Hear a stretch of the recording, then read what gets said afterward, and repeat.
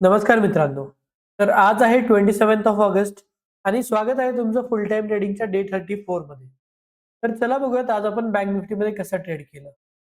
तर बँक निफ्टीमध्ये आज मी पहिला ट्रेड घेतला होता इकडे आणि मी शॉर्ट केलं होतं अराउंड 145 ला.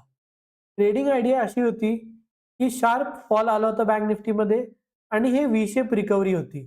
मग जेव्हा पण अशी व्ही शेप रिकव्हरी येते, तेव्हा प्राइस सस्टेन करत नाही आणि हायर प्रोबॅबिलिटी असते, की परत प्राइस खाली येऊ शकते. तर त्याच लॉजिकवर मी इथे शॉर्ट केलं होतं. बट इथे झालं काय, की इथे 10 ते 15 मिनिट मी वेट केलं, पण प्रीमियम काही मेल्ट होत नव्हते. म्हणजे प्राइस जरी खाली गेली, तरी आपल्याला ब्रेक इव्हनला किंवा छोटासा प्रॉफिट सुरू होता.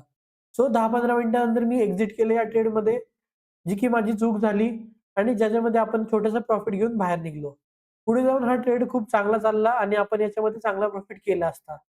हा होता पहिला ट्रेड. तर दुसरा ट्रेड अगेन मी इथे लाँग साइडला घेतला.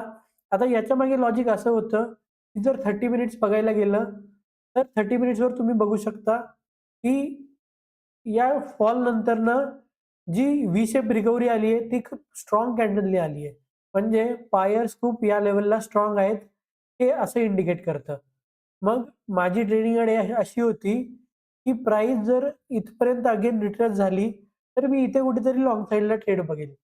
मग जेव्हा प्राइसने अशी ही स्ट्राँग रेड कॅन्डल बनवली, मला असं वाटलं, की माईट बी आता ही रिट्रेसमेंट या रिट्रेसमेंटमध्ये सेलर्स ट्रॅप होतील आणि आपण इथे बायिंगची पोझिशन बनवू शकतो.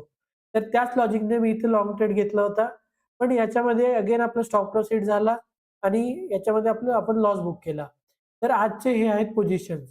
आज आपण टोटल लॉस बुक केलाय अराउंड ₹1500 तर अशी होती आजची चार्ट स्टोरी मित्रांनो. जर व्हिडिओ आवडला असेल तर लाईक करा, चॅनलला सबस्क्राईब करा आणि तोपर्यंत ट्रेड करत राहा, रिस्क मॅनेज करत राहा. भेटूयात पुढच्या व्हिडिओमध्ये.